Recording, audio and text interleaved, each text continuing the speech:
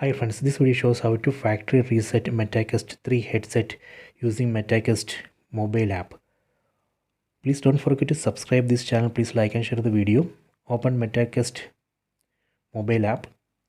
I already connected this mobile app to this MetaQuest 3. That is why we are seeing MetaQuest 3 connected status here. Tap on MetaQuest 3. Then tap on MetaQuest 3. Select headset settings. Tap here.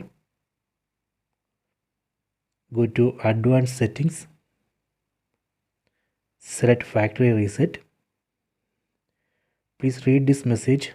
This will remove your account information and all downloaded games and content from this headset. If you are okay with this, you can select reset and reset this MetaQuest 3 headset. So this way we can do hard reset or factory reset. I hope you have enjoyed this video. Please subscribe this channel. Please like and share the video.